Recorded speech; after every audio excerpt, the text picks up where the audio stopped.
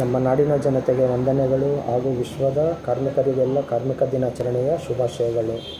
ಈ ದಿನದ ವಿಶೇಷತೆ ಹಾಗೂ ಆಚರಣೆಯ ಬಗ್ಗೆ ನಾನೊಂದು ಸಣ್ಣದಾದಂತಹ ಮಾಹಿತಿಯನ್ನು ನೀಡಲು ಇಲ್ಲಿ ಬಯಸುತ್ತೇನೆ. ಮೇ ತಿಂಗಳ ಮೊದಲನೇ ದಿನವೇ ಅಥವಾ ಮೇ 1ನೇ ತಾರೀಕೆ ನಾವು ಏಕೆ ಕಾರ್ಮಿಕರ ದಿನಾಚರಣೆಯನ್ನಾಗಿ ಆಚರಣೆ ಮಾಡುತ್ತೇವೆ ಎಂಬ ಒಂದು ಸಣ್ಣದಾದಂತಹ ಮಾಹಿತಿಯನ್ನು ನಾನು ಇಲ್ಲಿ ನೀಡಲು ಬಯಸುತ್ತೇನೆ. 19ನೇ ಶತಮಾನದಲ್ಲಿ ಅಂದರೆ 1886 ಮೇ 1ನೇ ತಾರೀಕು ಚಿಕಾಗೋವಿನಲ್ಲಿ ಶ್ರಮಿಕರೆಲ್ಲ ಸೇರಿ ಒಂದು ಪ್ರತಿಭಟನೆಯನ್ನು ಆಯೋಜಿಸಿರುತ್ತಾರೆ. ಆ ಪ್ರತಿಭಟನೆಯ ಮುಖ್ಯ ಉದ್ದೇಶವೇನಾಗಿರುತ್ತದೆ ಎಂದರೆ ನ್ಯಾಯಯುತ ಸಂಬಳ ಮತ್ತು ದಿನದಲ್ಲಿ 8 ಗಂಟೆ ಮಾತ್ರ ದುಡಿಸಿಕೊಳ್ಳಬೇಕೆಂಬ ಉದ್ದೇಶವಾಗಿರುತ್ತದೆ.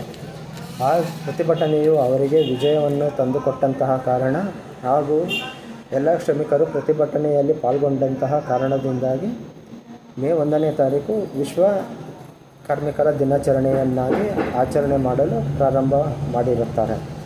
ನಮ್ಮ ಭಾರತ ದೇಶದಲ್ಲಿ ಎಂದಿನಿಂದ ಇದು ಚಾಲ್ತಿಯಲ್ಲಿದೆ ಎಂದರೆ ಮೇ 1, 1923 ಅಂದಿನ ಮದ್ರಾಸ್ ಪ್ರಾಂತ್ಯದ ಚೆನ್ನೈ ನಗರದಲ್ಲಿ ಮೊಟ್ಟ ಮೊದಲ ಬಾರಿಗೆ labour Kisan party of Hindustan ಎಂಬ ಸಂಘಟನೆಯು ಮೇ 1ನೇ ತಾರೀಕು ಕಾರ್ಮಿಕರ ದಿನಾಚರಣೆಯನ್ನಾಗಿ ಆಚರಣೆ ಮಾಡಲು ಪ್ರಾರಂಭ ಮಾಡಿರುತ್ತಾರೆ.